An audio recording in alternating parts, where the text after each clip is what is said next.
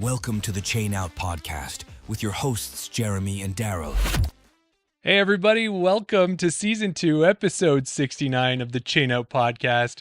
I'm Jeremy. Beside me is your favorite co-host, tech wizard, man of many titles, Daryl. How you doing, pal? Doing fantastic, Jeremy. How are you doing? Doing good. Doing good. Are you ready? Do I know what? There's something that I'm putting together, something that somebody suggested, something for the in-between period between the Chain Out and the ATB. Yes. And I went back and I was watching episode 1 and 2 that we put out. Okay. Oh, way back to the beginning. Way back in the beginning. I'll show you a little bit later because I haven't quite finished it yet. But in the beginning, you never introduced me as your favorite co-host. You just said, and here's Daryl.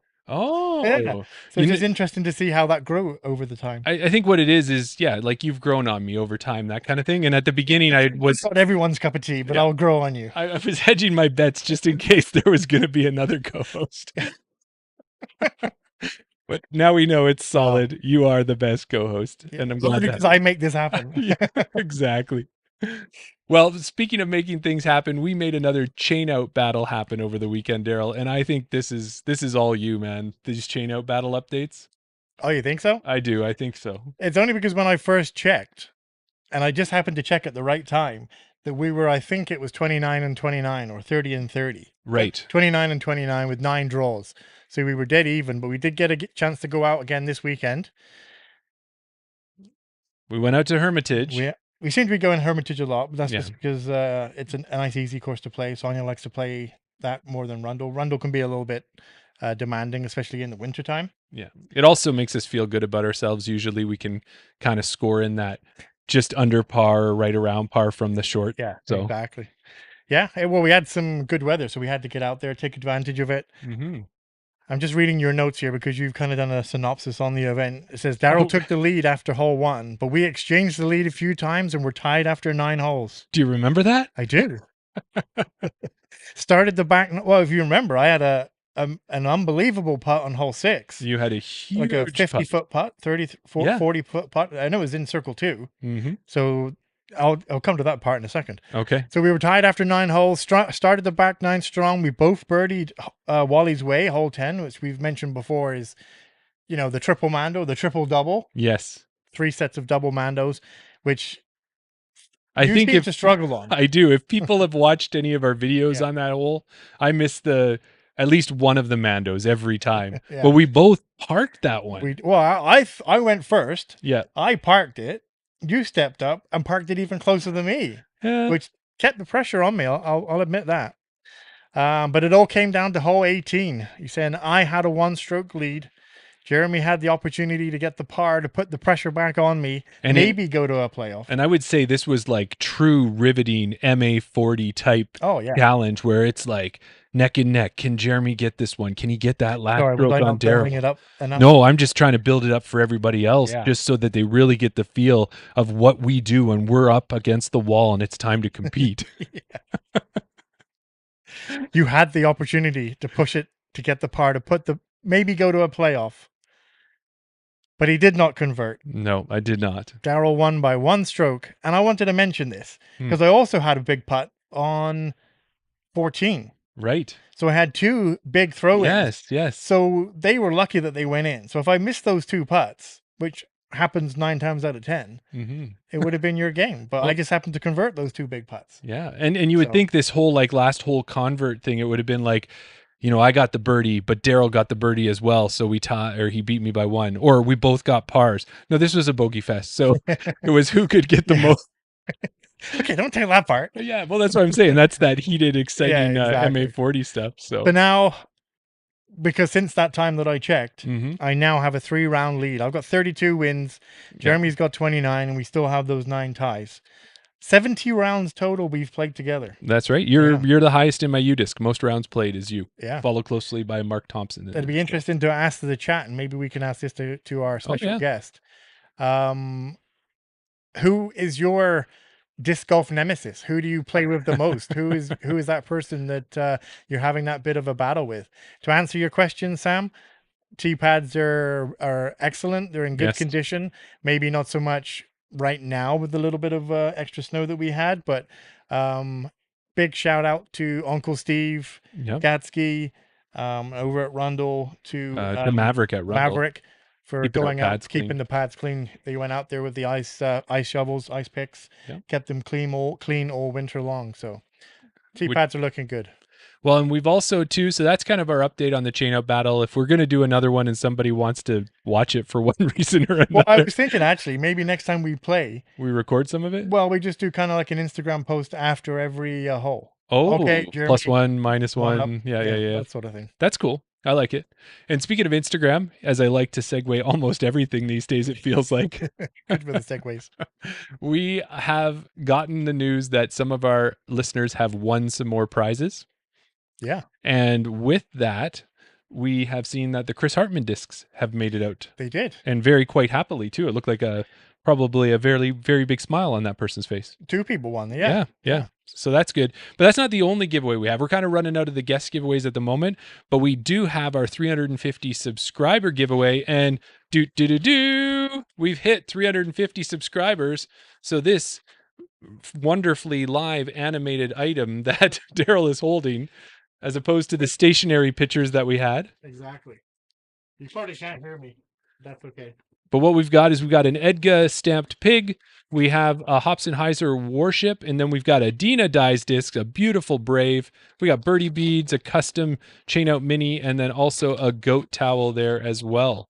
So that's what you're going to win, and we're going to keep that open until March 31st, we decided. So if you go out to Instagram, you'll see our post. There's a lot of ways you can enter, but you can only enter once. We're going to have one name for each person on the wheel. It keeps it easier for my technical friend here. Yeah. I learned my lesson when I said enter as many times as you want. Yeah, that was a mistake. Yeah. Another quick thing is we talked about it last week. Daryl is going to TD his first tournament, the Great Discscape, happening Saturday, May 10th. Where are we at, Daryl, with that? It's still early on. Yes. We still got about a month and a half, just under 2 months until the event starts, but we're at 8 people signed up out of 50. Nice. It's a great beginner event. The 3 discs from Discscape that you get, it's $40 to sign up. You get 3 discs, play 2 rounds at Hermitage. I'm unsure yet whether I'll be doing a lunch or something like that. I don't know what's happening in that regard, but come out. Like I said, great beginner discs. We have lightweight options available in the 150 gram. So if you're a beginner, if you're a junior, great disc for that. And you'll be supporting the Edmonton Disc Golf Association by coming out as well. So in my mind, it's a win-win-win. You've got all those wins in there. You got a great price. You're getting discs. You're helping Edmonton Disc Golf Association. And if you needed another win on that, say you're a person who doesn't have a PDGA membership, it's unsanctioned. It's not going to impact your rating. You just can go out and have some fun and play around a disc golf. That's what it's all about, having fun. As always, at this time, too, we want to tell you a little bit about our sponsors and everything. So we have 2 amazing sponsors who support the show, and that's BR Disc Golf and Cardinal Disc Golf. I don't have those. Both of them have we have codes for you, coupon codes, chain out, that you can put in there when you check out. You'll get 10% off on either of those. We also have Goat Towel, who's been kind enough to give us a discount code, and that's COP Chain Out Podcast 15, and that'll get you 15% off. That's where we got those wonderful customized Zuka Kart license plates. So if you're looking for one of those, you can put whatever you want on the top line, whatever you want in the middle. There is a limit to the characters, but you can do that, and you can get a discount if you use our code. And then the last discount we have is Chains the Disc Golf board game. I have that one. You go to Chain Out, and you can get, or you use Chain Out, you'll get 25% off. It's in the chat. And then the last thing before we get to our guest, who is being so patient and waiting for us here, you can jump over to our Patreon page after the Chain Out podcast and check out our Around the Basket episode. Last week, we had Sophia Donica on the show. She gave us an update on what she's going to be doing this season, but mostly we got to talk about New Zealand, and it sounded like she had a fantastic time there. Absolutely. Yeah. What else did we talk about on Around the Basket? Do you remember? Or did we just yammer? We talked about we talked about the Supreme Flight Open. That's right. Yep. And it was a good time. So join us afterwards. It starts at about 8:30. It's always 15 minutes after this podcast. Go to Patreon, join up at the free level, and you will get a chance to get the link and be part of the live interaction with us. Yeah. And if you don't watch it live, it releases on Saturdays, usually is when we get it up. Yeah. and you can watch it after the fact. You just won't be able to chime in and put your comments in real time. I don't know if you said it because I was too busy being Vanna White, but don't forget, if you do subscribe, hit the notification bell and you'll be notified every time a new episode comes out. Perfect. Top of show done. Let's get to the meat, as you say, of the meat and potatoes. The meat and potatoes. Let's get to the meat and potatoes. So tonight we are excited to have another amazing Canadian pro on the show. She finished the 2024 season as the 5th highest FPO in Canada by PDGA points. She played 15 pro events last year, winning 1, standing on the podium 5 times, and was top 10 at 7 more tournaments. She's representing Kastaplast on the Mint team for the 2nd year in a row and has quite the fan base supporting her, Daryl, from some of the messages we've been getting. Absolutely. So let's welcome Kat Johnson to the podcast. Hey, guys. Hey, Kat, how are you? On your show. Yeah, you're welcome. Thanks for joining us. Yeah, we're so excited to have you. It's been awesome, and just interacting with you this week. You've been building our excitement. We're always excited for the podcast, but I think you've leveled us up another notch. Hey, Daryl? Exactly. Yeah. Fantastic. Yeah. Well, in the last couple of weeks too, because we pride ourselves on being a Canadian disc golf podcast. So the last few weeks we've been chatting with guests from out here in Western Canada, including Max Regitnik, Rebecca Johnson and Noah Higgins, and then also Amber Chason. So a lot of great players from out here, but it's nice to get back over to, and we're going to be very careful about this, Central Canada. Not Western. Not Eastern Canada. We said that a few times, and we know Ontario's east for us, but it's not Eastern Canada. So we're like slightly east of center, so I'll accept it. I'll accept it. Eastern Central. Yeah, there you go. So, Kat, we've been getting pretty much warmer weather here. We thought we had our spring coming. We knew it was a fall spring. We're getting dumped on snow over the next 24 hours. But how about yourself out there? Has it been getting nice? Have you been getting back out on the course? Yeah, actually, just this week, it's been warming up a little bit. We've had a bit of a rough, long, snowy and cold winter. We're just kind of thawing out from some pretty significant snow that we've had in the last month. I think something like probably 3 feet of snow we've had in Toronto, which is quite unusual. Yeah. So we're just melting out from that, and it's starting to warm up. So spring feels like it's just around the corner, and, starting to get out on the course more. Yeah, we're not as fortunate as you folks in the West Coast are with the nice, mild winters. So, we're just starting to shake the rust off and get out more now. So it's good. Well, we're not that fortunate either, because that West Coast is further west than us. That's Sophia's west. Our west is like yours, dumps of snow, cold weather, all of those things. Now, Kat, when we talk to some of our guests from Ontario, they've told us about all the amazing courses that are out there. What are some of the ones that you're going to regularly when you're playing? Well, right now I'm really loving the temp courses that we have in Ontario. So, as the ball golf season comes to an end, disc golf courses, temporary disc golf courses put in place during the winter season. So right now I'm loving Scarlet Woods, which is my home course. I live very, very close to that. Dentonia Park, and those 2 courses were built and designed by Chainlink Disc Golf. So shout out to Jeff and Kara for an incredible job with those courses.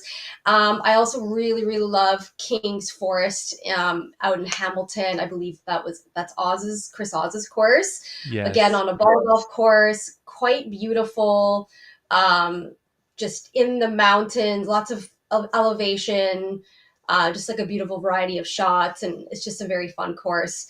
Aside from that, one of my favorite top courses in Ontario has got to be Project 15. That's a little bit further northeast of me, so near Peterborough. That's just a beautiful property, and just a fun and challenging course as well. So shout out to Gabe for that amazing course. So yeah, those are my top right now. So yeah, they're great to play. Enjoy them. Yeah.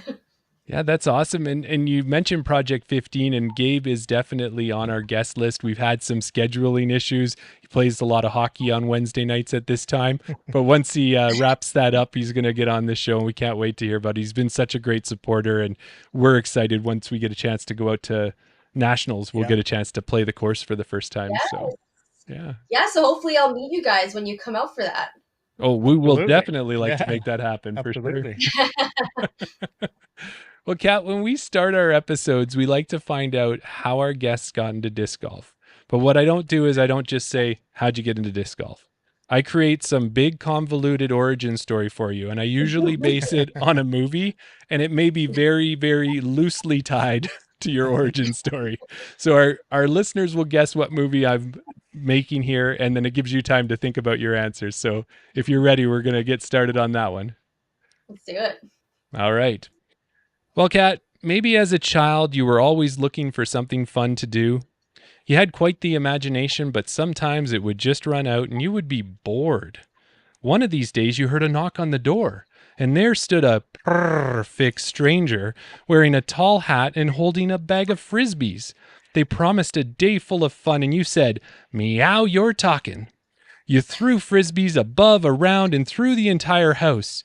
What started out as fun soon became a catastrophe. You told your new friend that the large mess had to be cleaned up ASAP, and you weren't kidding around.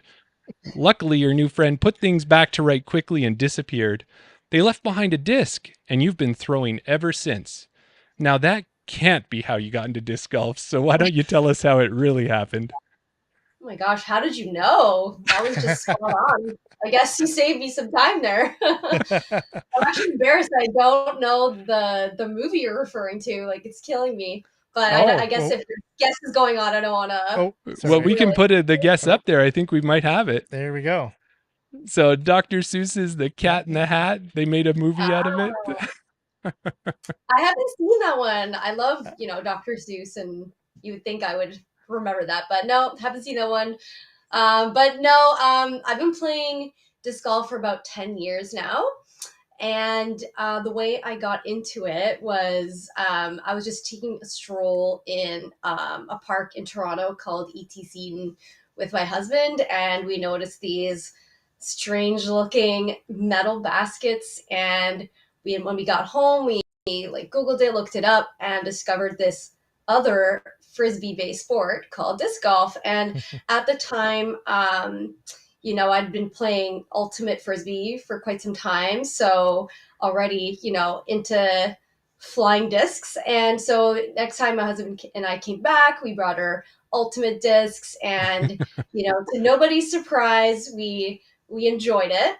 But I will say, my husband took to it a lot quicker than I did. I was just so, laser focused on ultimate frisbee. I was doing competitive touring ultimate at the time, so playing in various tournaments with ultimate teams. So it took me a while to sort of like get more into it. I started started off only playing with ultimate discs, and I even refused to adopt the disc golf terminology.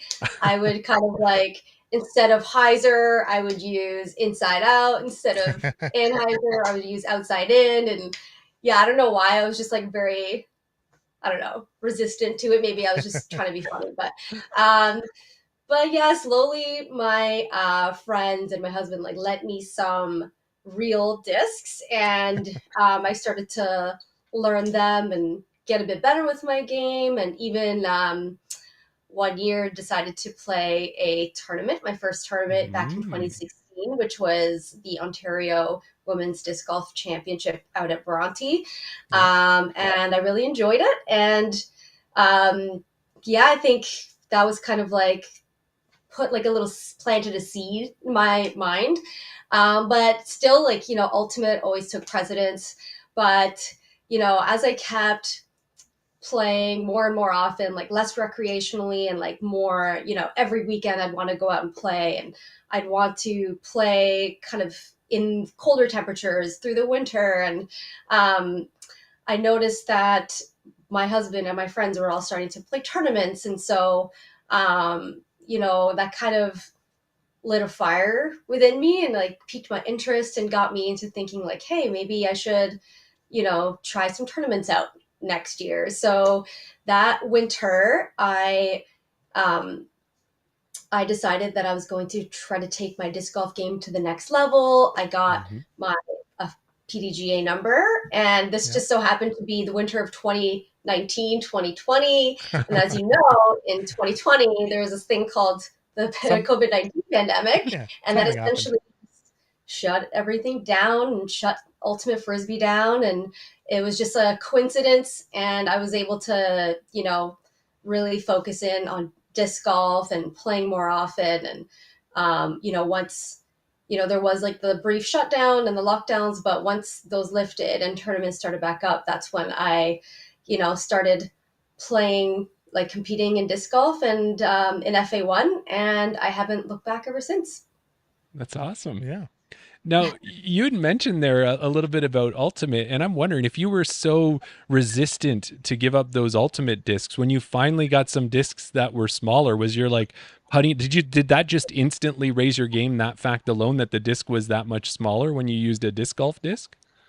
Yeah, I think like there was a bit of a learning curve because, I've been used to throwing one type of disc for many, many years. So of course, there's a little bit of learning, but, I was grateful to have, or was lucky to have some, people around me that knew about disc golf a little bit more than me. And so they recommended some very like good beginner discs. So I'd say they were like kind of appropriate for my level at the time. And so I think they were pretty easy to learn. But yeah, I think after that point, my game definitely got a lot better. And I think I started enjoying it more. And I really enjoyed just learning about how different discs fly and experimenting. And it was just like really fun. It was just like playing with a toy, It's just, it was great.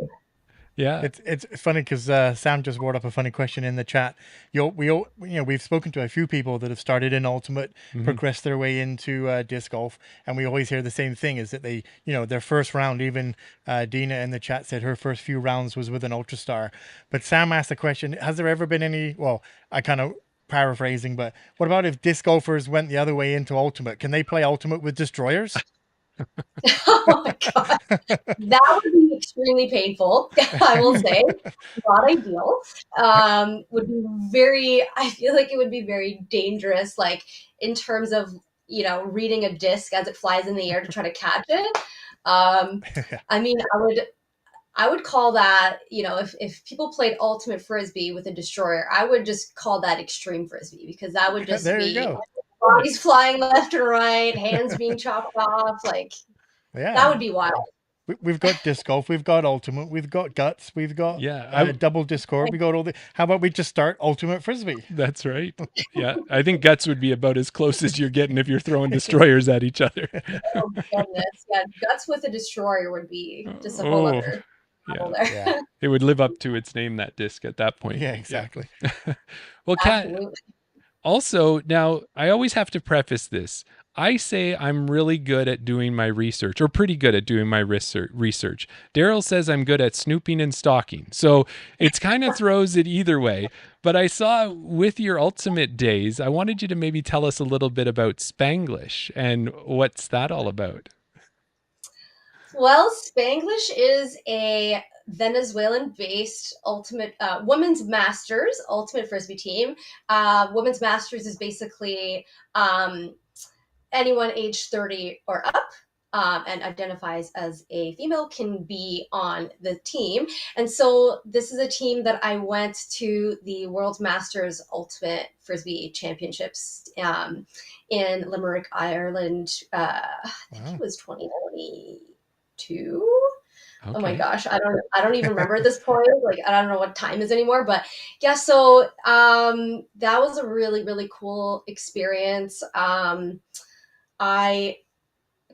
connection with the team is I have some friends locally who are, familiar with the captains, and they extended invitations out to anybody. So this was during the pandemic. And first of all, women's masters is a very like a small division within ultimate frisbee. It's growing, but like the numbers of teams is quite small. And so it's harder to get teams out, especially to international competitions like that. So sometimes international teams, they will open up their rosters to people from outside their country. So there was a international tryout, and I applied and I got in, and there was quite an extensive Canadian contingency as well. So yeah, we all traveled to Ireland in the middle of the pandemic, and played this amazing World Ultimate Championship tournament, and it was an amazing experience that I'll never forget. It was quite amazing, just meeting people from all over the world. A good amount of folks from Venezuela or who have Venezuelan background, folks from the States, other folks from Canada who I don't get to play with all the time. So it was just a really cool, meshing of amazing and inspiring women from around the world. And yeah, that was a really fun tournament. Yeah. Yeah. Good research. Awesome. Yeah. Thank you. Yeah. It paid off this time, Jeremy. Yeah. You didn't act all creepy. No. And you know what? We have a friend who started in ultimate disc golf and played at quite a fun level, a high level. And he told us about some of the tournaments where they were maybe just in his, I don't know, but they were much more of a party than they were a tournament. And that was kind of the feel that he had from ultimate. When you went to Ireland, was it more serious, or is it a party with a little bit of serious to it? So on the field, it's all business. You're competing against, the highest level players in the division in the world. And so on the field, you're busting your butt, you're running, like you're playing as hard as you possibly can.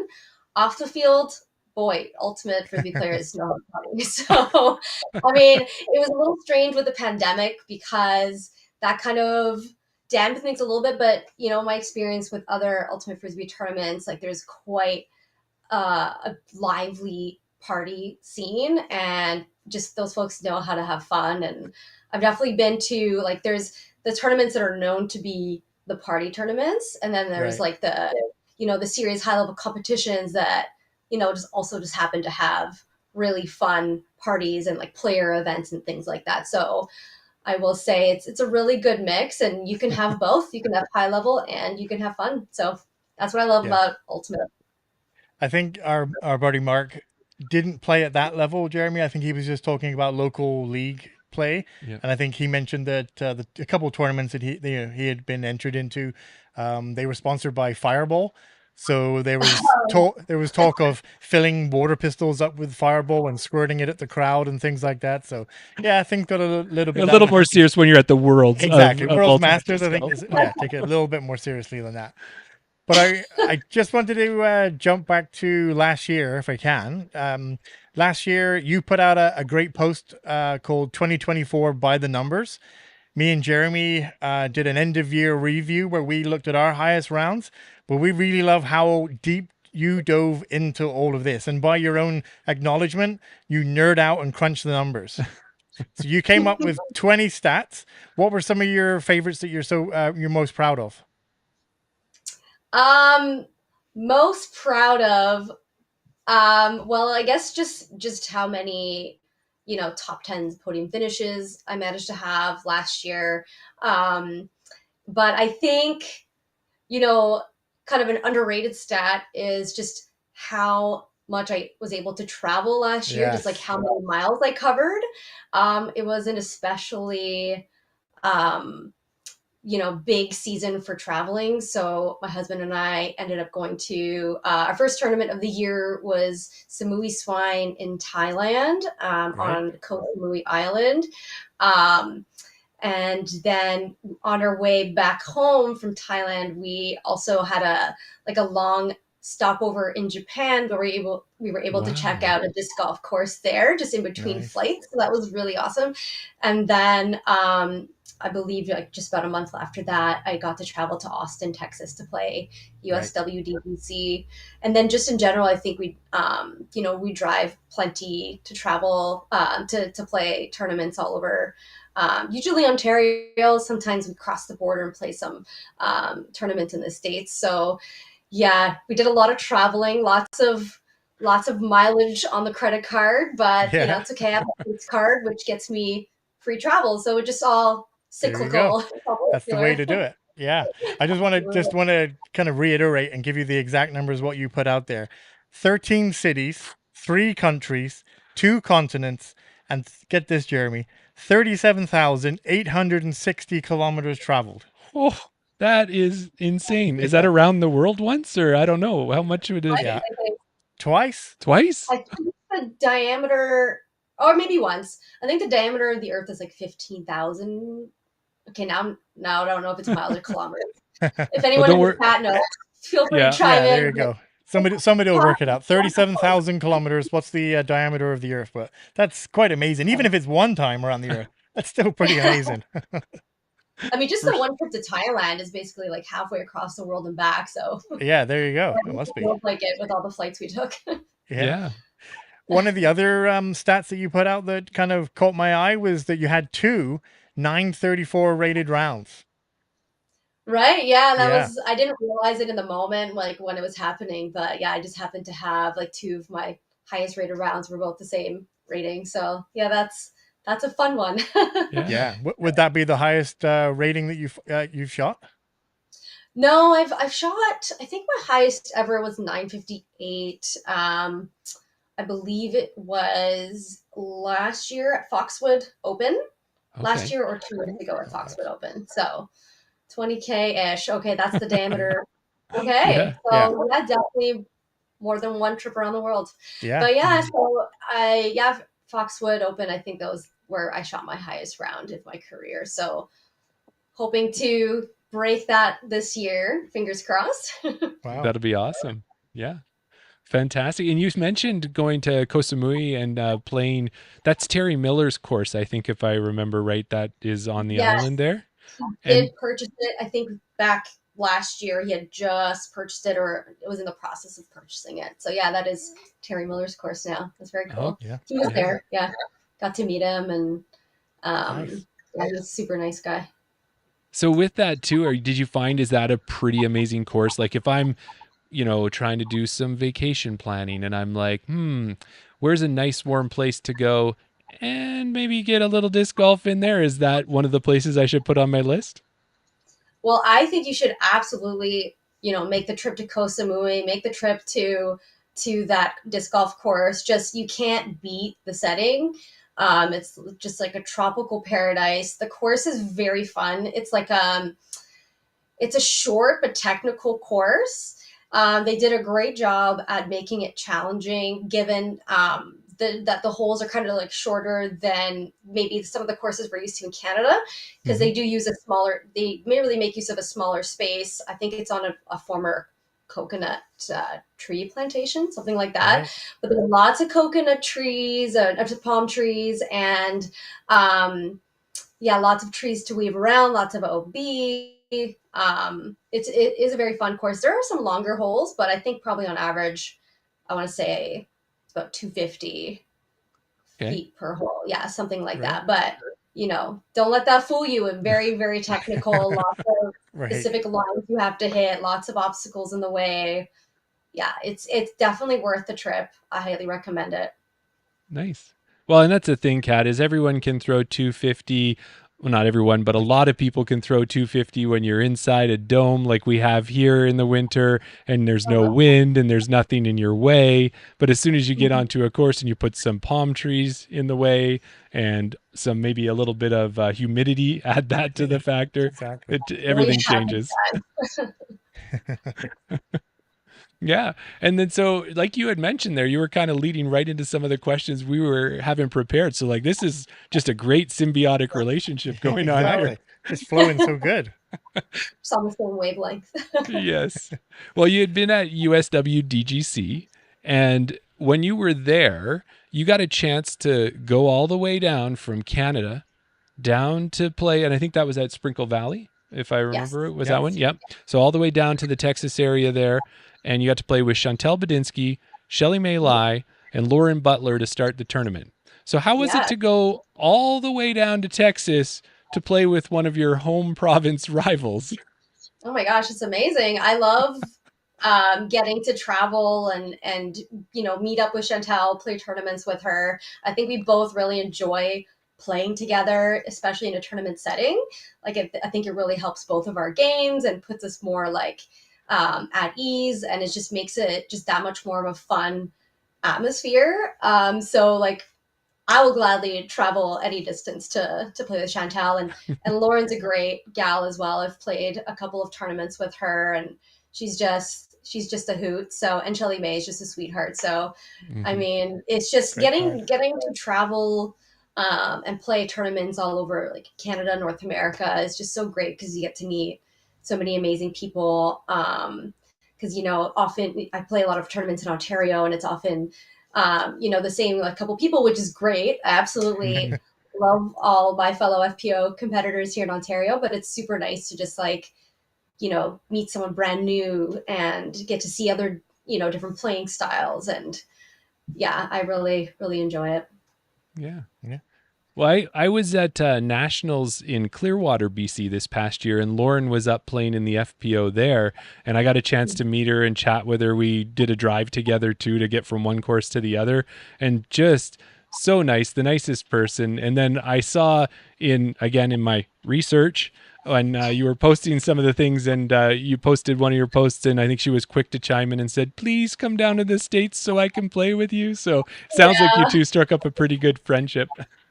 Oh yeah, absolutely. Yeah, again, she's a wonderful person. So yeah, I'm looking forward to the next time we get to play together. Hopefully next year. So I don't think I'm going to the States anytime soon, but she can come. She's welcome to come up to Canada. Nationals is going to be a great event in my neck of the woods. So Lauren, if you hear this message, come up, play with me in Canada. Maybe we'll have to snip that one, Daryl, and just send it straight to Lauren. Exactly. Yeah. Straight to her DMs. Yes, exactly. So then after that, you also got down to Worlds, as you mentioned, and that was in Lynchburg. And one of the things that we saw when we watched some of the coverage that was coming out is that some people enjoyed it. Other people were getting rollaways like you wouldn't believe, and were getting punished all day long on that course. What was your experience like down there? I had a great experience. It was a very interesting time for me because I had just come off a pretty serious injury. I had actually taken a really big spill off my e-scooter and kind of fell face first into the road. So I had a pretty serious concussion and pretty serious head injury. So this was maybe like 2-3 weeks afterwards. So again, I was still kind of in recovery mode and just getting back into the swing of things with disc golf and maybe not feeling 100%. So I was just like just grateful to even be there because I wasn't sure if I'd be in a good place to actually play this tournament. And I know how grueling the courses were. I knew how grueling the courses were going to be. And but luckily it was one of my best events of the season, actually. I just lucked out. I think I was just laser focused and super determined to just give it my all. And I personally really enjoyed both courses, especially Ivy Hill. I know Ivy Hill is a very controversial course. Kind of you either love it or hate it, but I love golf style disc golf. I love distance courses and courses that have some more wide open fairways, but Ivy Hill definitely had its challenges, not just distance, but it's still very technical and required a lot of precision. So I really enjoyed that course. New London was one that I was just a little bit worried about, just because traditionally I've, had some struggles in the woods. I find woods golf a little bit more challenging, but I did pretty well there as well. And I just thought the course was super well designed, quite fair. The fairways were large and fair, and just as long as you hit your lines, placed well in the fairway, like you could still score really well. So, all that being said, I really enjoyed both courses, really had a great experience, and like exceeded my expectations of my own performance. Like I was pretty exhausted by the end. But I survived, and I shot some of my best rounds of the season there, and I got to watch like some incredible disc golf. I got to follow along, Evelina's round, and okay. I was really, really cheering for her because, she's an amazing player and she's just due for something like a big win like that. So it was cool to see the action in person, and then not to mention just hang out with my friends from Canada and, play and meet other players from all over the world. Yeah, it was absolutely amazing. Yeah. Yeah, sounds like it. And following Evelina around, you're right. Like with everything, I know a lot of people will talk, her putting goes on and off and that. But to me, every time I go to the PDGA page and I see her big smiling face standing there right beside the center there, I just love it every time. It just makes me smile. Yeah, you can't help but cheer her on. And I know her putting has been, coming under scrutiny, but, it seems she's really, been extra motivated to work on it. And obviously it's showing in her, just the way her year is starting off already. So yes. Yeah, good for her. Yeah. And it's always, and I think we heard it, maybe it was Brody or someone was saying, it's like when she can have her putting have an off day and still be in it, it just shows you how good she really is. Mm-hmm. Yeah, exactly. And it just goes to show that, at the Supreme Flight Open, round 1 and 2, she was putting fine. It's coming into that third round. It's not that she can't putt. We all know that she can putt. She's got it in her, she's got the ability to do it. She's a world champion. Yeah. It's just having it, having it stringed together for those 3 days. Yeah. Try to do anything like 3 days in a row with all of that. It's hard. It's a very high level skill to get there. So. Absolutely.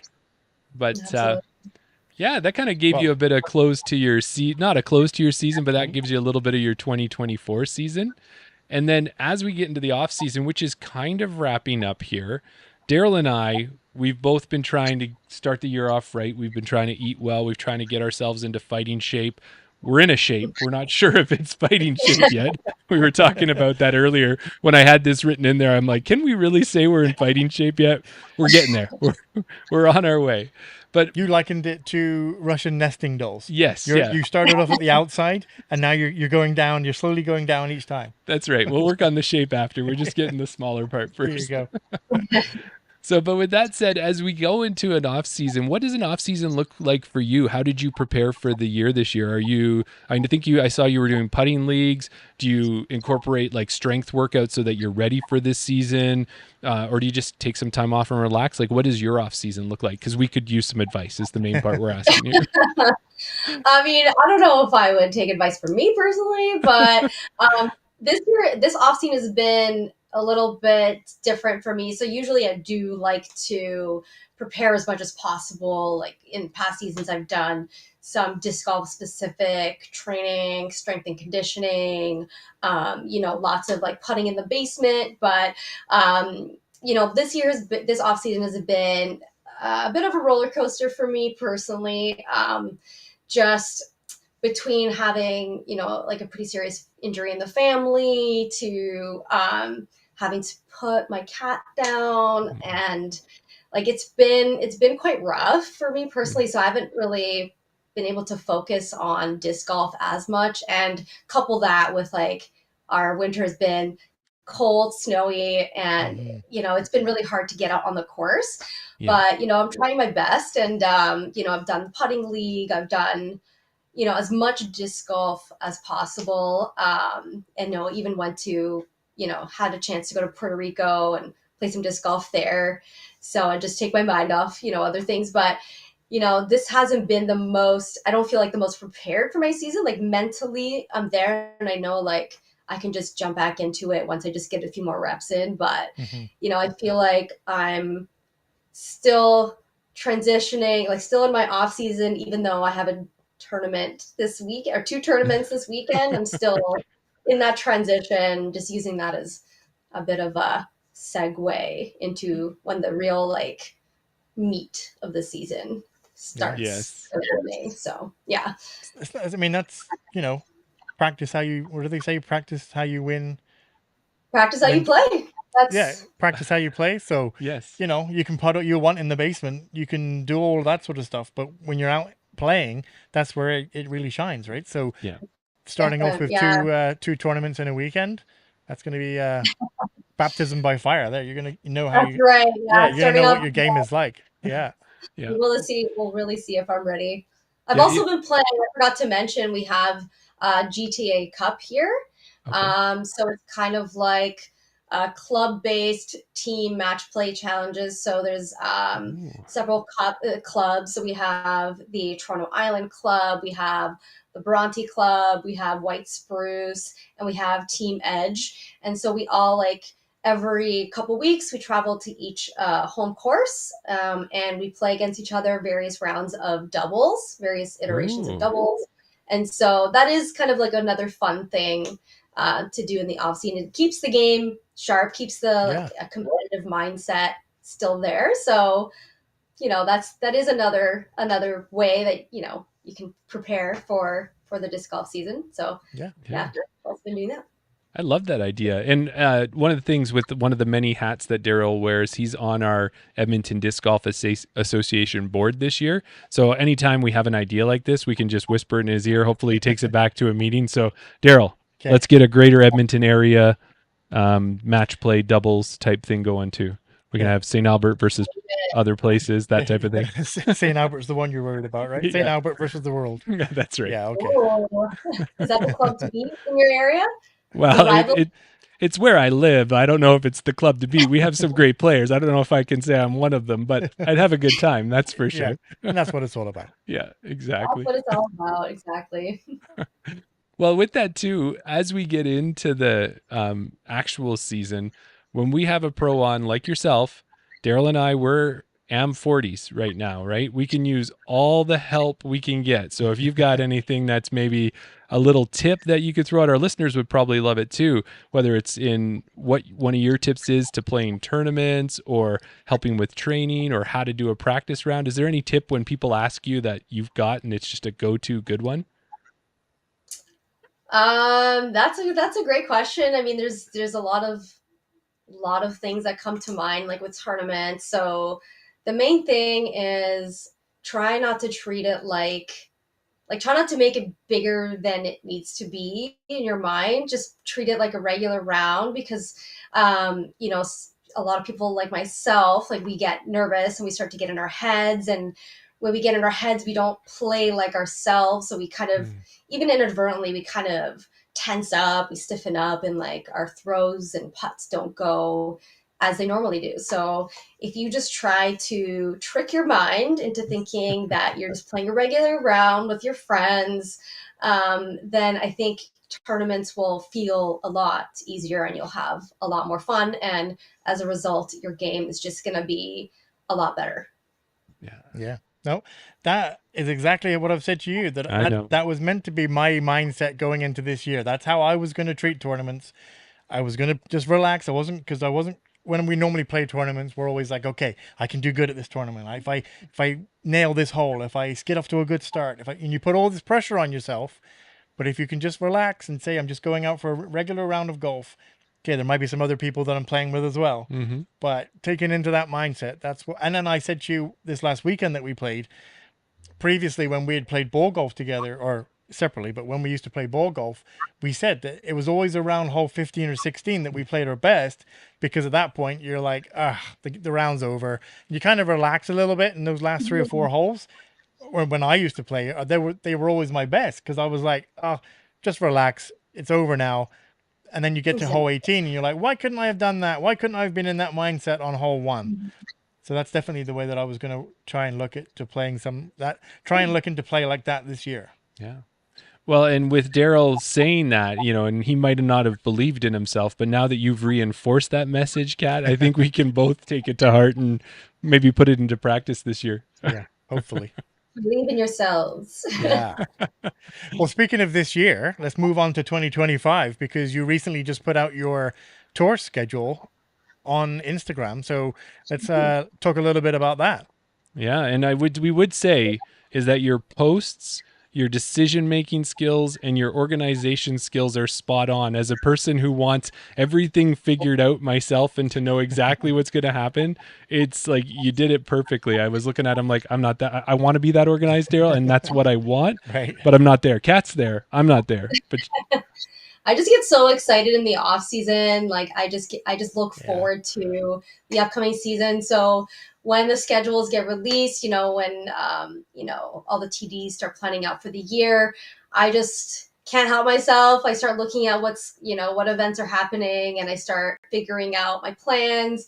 I got to book that vacation time off work. So, as early as I can plan, the better. So that's why it seems like I'm so organized, just because I just have that excitement, and also like the necessity to plan ahead is very crucial for me. So so this season, I'm playing a lot of tournaments, a lot of local events.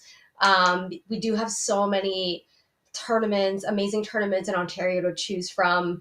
There's probably a few that I have left out just because there's only so many weeks in the summer. So Right. it's a jam-packed schedule. A lot of it is local. And very lucky to have Canadian Nationals happen so close by. So it's only, I think the majority of the courses are about no more than an hour and a half, 2 hours away from here. So I'm very much looking forward to that. Focusing on courses that I'm familiar with, focusing on actual disc golf and not, because, other seasons I've done a lot of traveling. And so focus becomes on kind of planning for that and just getting wrapped up in the logistical side of things. But, now that, I don't have to worry about that. I can just really focus on my game, focus on refining it for the courses that I know and have played many times. So just keeping it local, keeping it in Canada. I'm very excited. There's so many great events that I'm looking forward to. So it should be a fun season.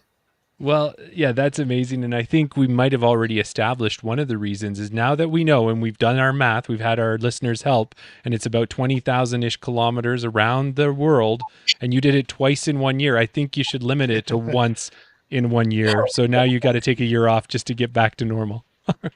I know. Yeah. I just got to slow it down, even just with the Puerto Rico trip that I just went on. And I'm also planning on going to Austin for a friend's bachelor party. So that's already a lot of traveling outside of disc golf in general. So just running out of vacation days to book for tournaments. So that's another factor as well. I really wish I could have played Worlds in Finland this year. I was really trying to make that happen, but it's just not feasible. So hopefully next year, I know it's in Toboggan in Michigan, so that I'm really going to try to go for that. Yeah, that's a closer drive as well too, right? So yeah. Definitely. You? You go. Yeah, I don't know. I try to he always says I hog all the airtime and the mic time, so every now and then I try to hand one over, but he's also technically programming at the same time. I'm thinking about a few other things. It's all good. So I was going to say you'd mentioned it earlier there, Kat, about the Kings Forest Open coming up this weekend. And when I took a look at that one, it looks like it'll be a good tester to start off the season because you've got Colleen McInnes coming out, Alicia Hums, Alexandra Paletto, who's kind of really just jumped on that FPO side of the game, and Jessica Goulet, all playing in FPO. Now, in Western Canada, we have a solid contingent of FPO players. They have told us that as much as they're competing against each other, they've also become a very close friend group as well. So when a tournament starts, they got a text group going, they're supporting each other, making sure everybody knows their tee times and that. Is that kind of what the vibe is in Ontario as well? Yeah, I mean, we have like an Ontario FPO kind of Facebook group, and we're all friends, and I wouldn't say we're like that close knit where we'll like coordinate tee times and have a little group chat going, but no, like we all enjoy each other's company. We all think we're like, we're all friends. So I think it is really great to come back to the season and get to hang out and spend time with each other again. It's just always good vibes in Ontario FPO. Like everyone's amazing. And not to mention just fantastic and inspirational players. So it's just all around exciting and fun to come back to see a lot of these folks. So I do see a few of them quite regularly in local like putting leagues and GTA Cup. I know there's a lot of overlap with that. So yeah, it's just fun to like just get back to that and to see the friends again. Yeah. That's great. Yeah. And so being at King's Forest, you were mentioning that is a temporary course on a ball golf course, and we are getting closer to spring. Is this going to be one of those last tournaments there, do you think, or do you know when they end up closing the course? Yeah, I don't know exactly when the course will be closing for the season, but I know this is likely one of the last weekends that it'll be available for play. I know Oz kind of mentioned that in somewhere on Facebook, I think I read. So this is kind of like the last hurrah for King's Forest for the season. I don't think they're gonna have any more tournaments until they close. Correct me if I'm wrong. I could be totally wrong, but that's my impression. So yeah, lots of folks coming out for this tournament. It's a very popular one, and like everybody loves this course. It's one of the top courses. Thanks, Judge. Looking forward to seeing you too. Yeah, he added in the chat that he thinks it closes after the tournament. So okay, we got our answer from him. So the last hurrah. Mm-hmm. Yeah, so it really gets a big draw. This is the second year they've had the tournament, so it's only just building popularity. So I believe it is completely full. Yeah. Well, and I think that's, as you said, with Oz working on that and his big role in Ontario with a lot of what happens in disc golf. I think Alberta and some of the other provinces out here BC's got a pretty good big contingency. In Alberta, we have a big contingency in our local areas, not the same way that Oz looks at all of Ontario. But I think that's something that we could really improve on, maybe, is start finding those courses that are able to be temporary for the winter. And maybe if it goes well and those golf courses like it, it could be similar to what we heard about Newcastle, where they're able to combine the two and have them all year long. That would be ideal. Yeah. Which would be cool. Yeah. That would be awesome. Yeah. And I guess, go ahead. We talked, see, I'm jumping in there. Now you're good. You're good. Exactly. I know where we are. So we talked a little bit about nationals earlier. Last year you played the Innova Rip, and you're going to play the nationals again this year. Go hosted the Rip last year, and it's going to be one of the 4 courses that we're going to play. What were your thoughts about playing in the Innova Rip event last year, and what are you looking forward to most about playing in nationals? Oh, the Rip was awesome. There was so much great work that was done to get the course ready for that caliber of tournament. So Daryl and team did an amazing job, and it is a fantastic property.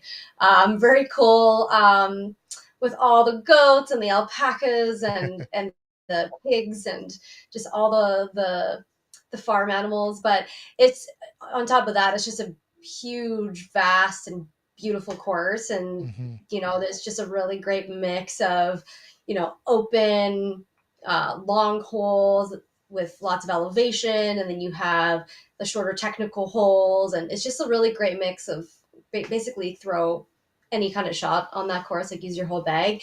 So I found the event was really well run. I really enjoyed playing the course. It's very challenging.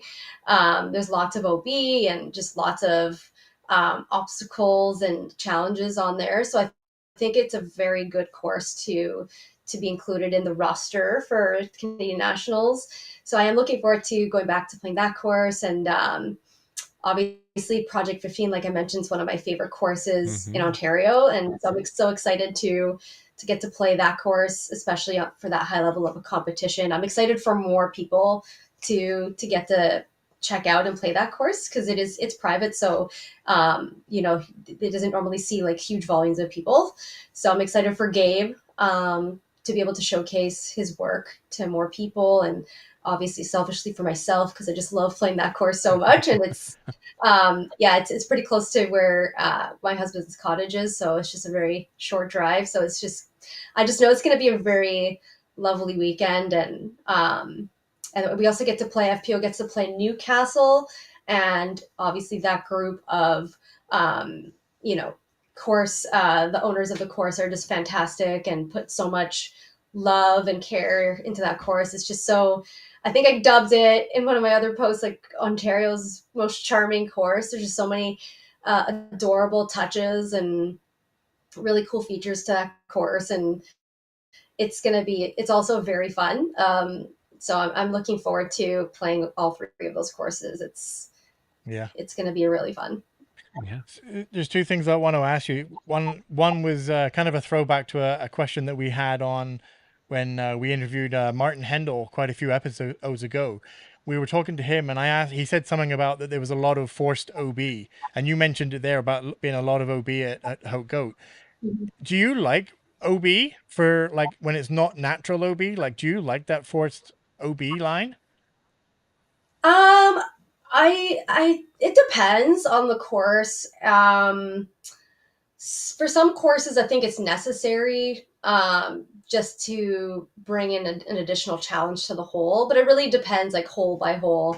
So in some cases, I think it's fine. It's necessary. In some cases, it's like, oh, why'd they put that there? It's just only making it so harder than it needs to be. But, I don't think I have like a strong opinion about it in general. I just think sometimes you do need it. Even when there's natural OB, I'll say like if it's a very like dense forest of trees, like you don't want to have to play through the trees. Like you're losing a stroke anyways. Yeah. And for a pace of play in a tournament, especially when there's, every hole has a card, I think it makes a lot of sense to put in OB for those kinds of holes. But yeah. I think whenever I think of OB, I always think that if you're just putting OB for OB's sake, like you mentioned about making a hole harder, then why don't we just have straight 500-foot fairways that are straight down each side and just design the course based on OB? Like you could just put the OB in to design the course like that. That's the way that forced OB feels to me. If you have a pond, if you have a bunker, if you have a deep set of trees, like that's natural OB that, like Kat said, for a pace of play, let's not worry about you going in there. You're going to lose a stroke anyway. Bring it back to the fairway, play from a natural place, which seems more fair than just to have, oh, well, everybody lands in this area, so I'm going to put this outcrop for no particular reason just to make it hard so that people have to change their throw. Like that to me. That's me. But you do see that, so yeah, I mean, you have to take it, accept it, learn how to play around it. You know, it's part of the fun. For sure. It wouldn't be fun if it was easy.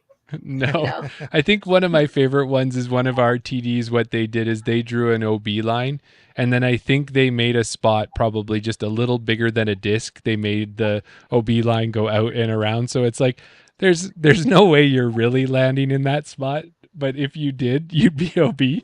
Right. So it just cuts into the fairway. Where was that? I think it was one of the ones our good buddy Brock did. So. Oh, okay. So that one there is just to really go. Maybe you got a prize if you landed in that OB or something like that. The other thing that I wanted to ask, because there's 2 questions I want to ask you. Me and Jeremy are heading out to Nationals, as we said. We're going to be playing, from what it looks like, we're going to be playing Newcastle, Project 15, and Cedar Creek. Do you have any tips for us before we get out there, things that we can expect? We want to pick your brain again. Anything that we can that will give us a bit of an advantage, maybe? Yeah, everybody else who's going, don't listen because these tips are for us. Yeah, that's for Jeremy and Daryl. Do you know what layout you're playing? Are you playing shorts, mids, longs? That we don't know. Yeah, and I think mentioned they wasn't going to let the layouts until maybe the summer. Well, I could tell you this is that MA40 has traditionally, and even last year, will play what MA2 will play, if that gives you an idea. So a lot of times it won't always be longs. Sometimes it's longs depending on the course, or it'll be mids. Not a lot of shorts unless it's a really tough course. Okay. I would say practice those dead straight shots if you just throw it dead straight, keep yourself out of trouble, learn how to like just control your distance and accuracy, you'll be fine. I know Cedar Creek tends to be quite a long course with some tough pars, at least from my experience. So that could be a challenge, but there's also a lot of OB. But if you just keep it down the fairway, out of trouble, you'll be fine. It's just when you try to bite off more than you can chew, that's when you start to run into issues when you try to do crazy things. So good to know. Yeah, so I think if you run into trouble, take those bogeys and just take them with what they are and move on to the next hole, because they will happen. Just try not to get too carried away is what I will say. I think what Kat's saying is that my Svea needs to be in my bag, because it's going to really help me out for that stuff. So Absolutely. The more Kastaplast is, the better, really. Yes, that's true. And Bergs. The Bergs will help as well. So, well, that's awesome. Well, hey, you know what? I'm sorry, guys. I don't want to interrupt the interview too much here. We're kind of getting to the end. I got to take a minute here. And I was thinking, hey, Daryl, I had this band that I've been listening to. Okay. I've been really enjoying it. I think you might know him. There's this guy from Saturday Night Live. He's Andy Samberg. Andy Samberg, yeah, that guy. Yeah. So he's got this little band. He's been on Brooklyn Nine-Nine, all that stuff. He's got this cool song. One of them's like, I'm on a boat, right? He's got a song like that. Yeah. Got to hear it. And I think the band's called The Lonely Island. Hey, we wondered where that one was going. We got there in the end. It took a while to get there. It's a great segue, Jeremy. Now it's time for Desert Island Discs. Picture this. You've taken a relaxing cruise, however the ship goes down. You manage to swim to an island, and fortunately for you, there's an 18-hole disc golf course. Which 3 discs are you taking with you on the island? There you go. It's the bit at the end of the episode where we like to find out if you were on this imaginary cruise ship and you happen to go down and you swim to this imaginary island, but you didn't save anything else. You didn't save your family, your kids, or anything else that we've heard of that people have brought up. You had these 3 discs. You've taken them to the island. Which 3 discs do you have in your bag with you? Of course, as disc golfers, we know what our priorities are. So I wasn't aware this island had a full 18-hole course. So that's fantastic. But unfortunately for me, I wasn't aware. But I will say my number one disc, if pretending like there is no 18-hole course, it's just me, an island, and trees and water all around me. Yeah. I think my first disc that I would bring is an Ultra Star. Oh, look at that. Interesting. I love it. Because not only are they fun to throw, fun to toss, play catch with. You could even play catch with yourself. Just throw it up in the air and let it ride the wind. But also it can double as a plate or bowl. Yeah, I like it. Fun fact about Ultra Stars is that they can hold 3 pints of beer in them. Oh. So that might come in handy if there happens to be a lot of beer on this island. and please tell me how you know that, Kat. That's Chain Out After Dark, that one. Every ultimate player with their salt knows that. There you go. Has great beer out of an ultimate disc. So that's my first disc that I'd bring. My second disc would be a Kastaplast Glow K1 Glow Berg. Nice. Namely one with my 2025 fundraiser stamp, because it has my cat Nixie on it. I don't know if you can see. Yes. Tilt it forward. There you go. You got it. Yeah. Designed by Jason Judge, who's in the chat. So shout out. But it has a piece of my former cat Nixie on it. So it's very sentimental, but also it'll come in handy at night. It'll be like a nice little night light. Because everyone knows that Kastaplast has the best glow plastic in the game. So that's my second disc. And last but not least, I would pick, this is an interesting one. This is a, go the other way. There it is. This is a nuke. Discraft nuke. And I would bring this purely for utility purposes, because the rim is extremely beefy. So it would be very sharp edges. So it'd be very useful to like bust open a coconut or like cut down some branches. for shelter and survival and whatnot. So that's awesome. Yeah, that's perfect. That's probably the best answer that I think we've ever had. Yeah, well, you think about it. Her 2024 recap, totally detailed, totally thought out, perfect. Her 2025 tour plan. Why wouldn't her Desert Island disc be perfect? Exactly. Yeah. It's almost a throwback to Brian Freese, the amount of level of detail that you've put into these discs. Yeah. So and then I should just put it in here as well. Where did it go? Sorry, just want to quickly shout out Judge that he reckoned he's going to take a Brave, a Fuse, and a Judge. So there you go. Yeah. So just to recap, your Ultrastar, your Glowberg, which as you know, Jeremy, I'm kind of switching over to all Innova. Yes. But for a long time, I was putting with anything, and it was always a Berg. And my first ever ace was with a Glowberg. Mm-hmm. So amazing. That's a little bit of a, hitting me in the heart there. Yeah. And Destroyer as well. A nuke, sorry. Yeah. Nuke, yeah. So Destroyer, anything, over a 12-speed, yeah, nukes. Anything with that big sharp rim, yeah. So the extra part to this that we've added, so you're going to have to make a decision now, is if you could transport any course. So when you get to this island, that course happens to be there, and that's the one course that you're going to play round and around and around. Which course would you take with you to that island, or which course would you hope that was already built on the island? I don't think we want to preempt, Kat, but we might all be able to say it at the same time. Am I right, Kat, or no? I don't know. Read my mind, maybe. We've been on a pretty good wavelength, but you go ahead. Go ahead. Were you going to say P15? Is that what you were going to say? Of course I was. It's a tough one. It's like up between P15 and my all-time favorite course in the whole world, Fox Run Meadows in Smuggler's Notch, Vermont. That's my favorite course. If I could play that course every day and not get bored. It's absolutely fantastic and super fun and just gorgeous. So that would be my pick. Yes.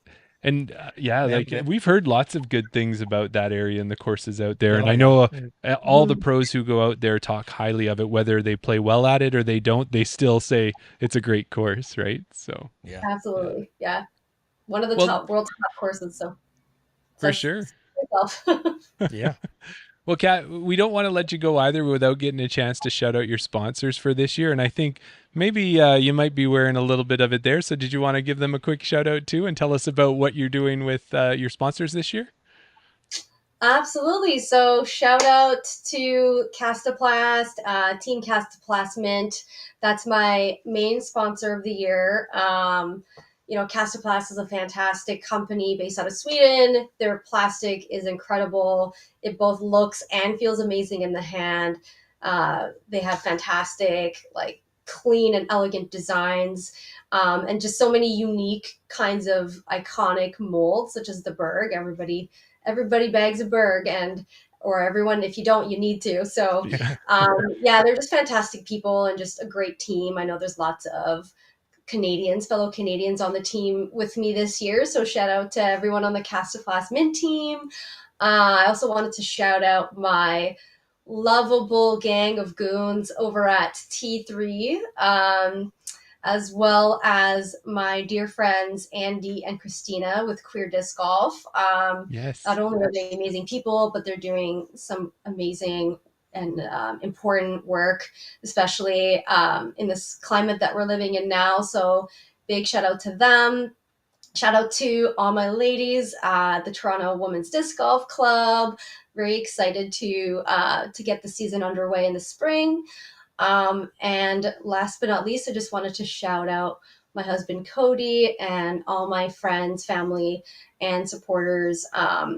They're always motivating me and encouraging me, and whether it be purchasing a fundraiser disc or just joining me for fun rounds or caddying for me. It's just amazing to have the support of so many incredible people. I really feel the love, and I do really appreciate and love you guys. So thank you so much. Sorry, that was a very long-winded shout out, but that's good. No, there was no timer. There was nobody coming to take you off the stage or anything. You were good. You did great. Yeah. Speaking of those 2025 fundraiser discs you have there, if anybody wanted one of those discs, how would they be able to get one from you? Or I guess what we're going with is those ones that Judge had done for you, those cat ones. Yeah. I think, were those your 2024s? Is that what those ones were? Yes. Yeah. Correct. Okay, so over my 2024 discs, I still have maybe 1 or 2 left. So if you are interested, and you would like to support me, even though if it was a 2024 stamp, it still supports me. Please give me a shout. I have Vosses left, which I've been told that they're similar to Wraiths. So, and those are a different mold. So, yeah, just hit me up. I am working on my 2025 fundraiser disc. So still workshopping that. So, just trying to get people's input, what molds they want to see, what colors they want to see. I just want to give the people what they want. And hot pink. I'll just say it now. Breaking news, I'll be working with Judge on the stamp for this year as well. So looking forward to it. Judge has, did an amazing job with my stamp last year, and he's done so much amazing work, like with Andy, with Queer Disc Golf. Like, he made some amazing stamps, and he's just a very talented designer. So, working with him again this year. So I'm so excited. So when I have more information, I'll definitely put it up on my Instagram. You can follow me on Instagram at Cat Throws Discs, same as on Facebook. So I do also have a YouTube channel that there's videos coming soon, I promise. It's been a challenge to edit.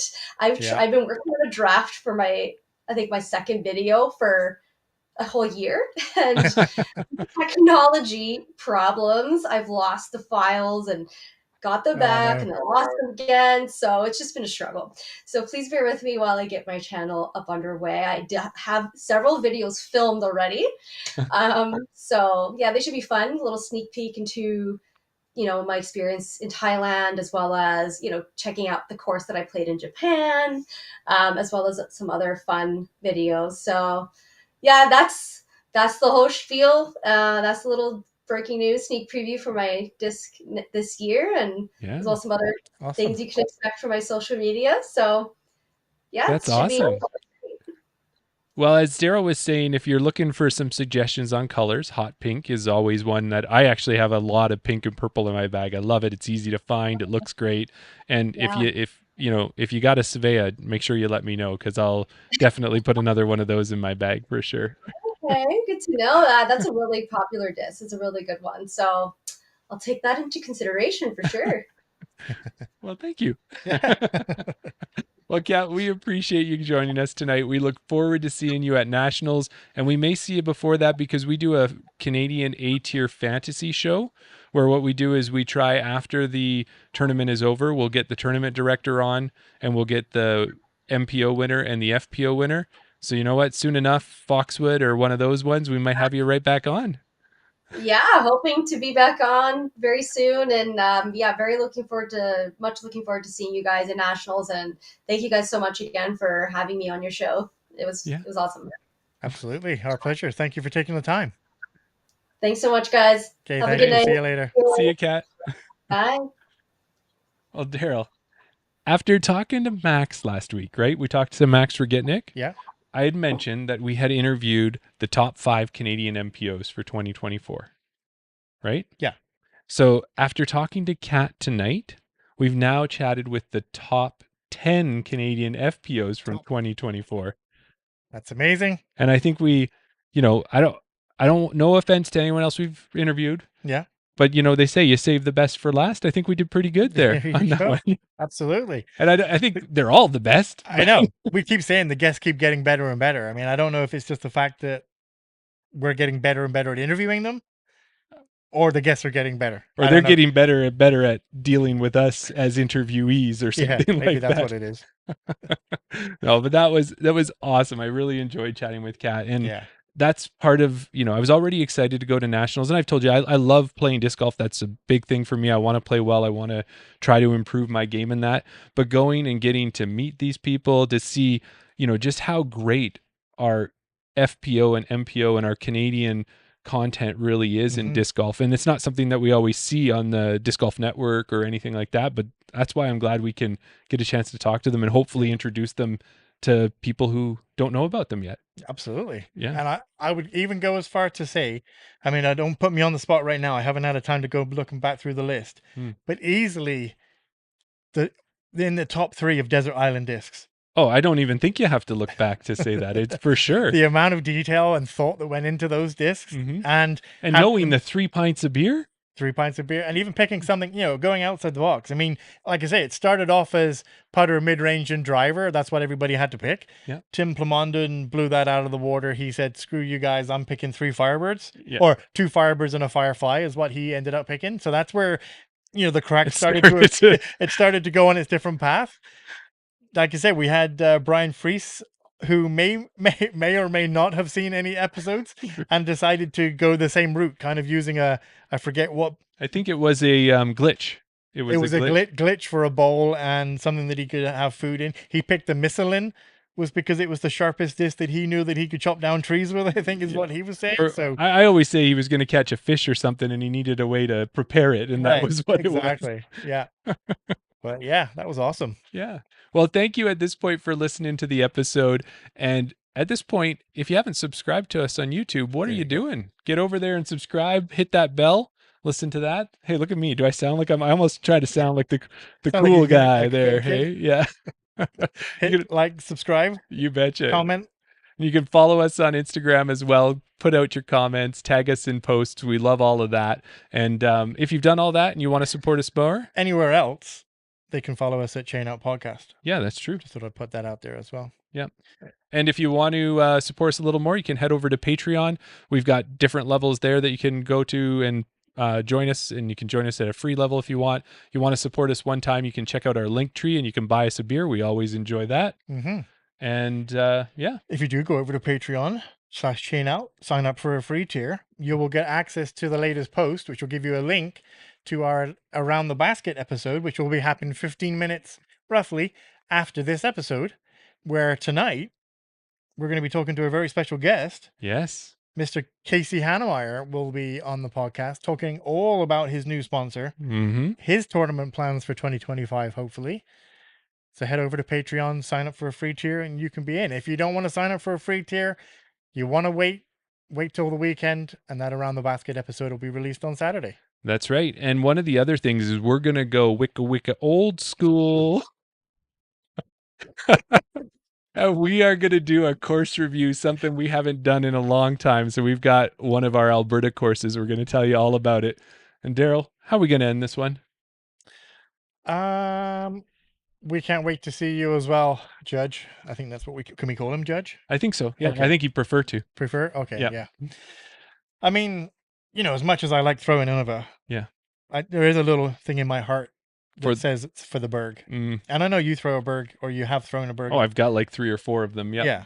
So I think we take the Berg. I don't know which, I don't know many of the holes at Project 15, but I'm sure there's going to be a Berg-friendly hole. Oh, you know which one? I was watching some coverage. Right. There's this hole. It's like one of their iconic holes. Okay. It's a shorter one, but there's this big old tree standing up, and it's got this long branch that comes across the middle. Okay. So it's a short hole. The decision is, do you go under the branch or do you go over the branch? The Berg would be perfect for it. Okay, I like it. So I think I have a bit of a high release. I'm trying to work on lowering my release. So I think I'm going to go over the branch. Okay. But I'm going to take that Berg. It'll be a glow Berg. I'm going to throw it. Bit of an Anheuser because it's coming back. It's going to go over the branch. It's going to head right to those chains. Yeah. And for once, because it's a Berg, and I threw it and it's going to be an ace, you know what it's not going to do? It could never. It would never. Chain out. Thanks everybody for watching. We'll see you in a few minutes. Later.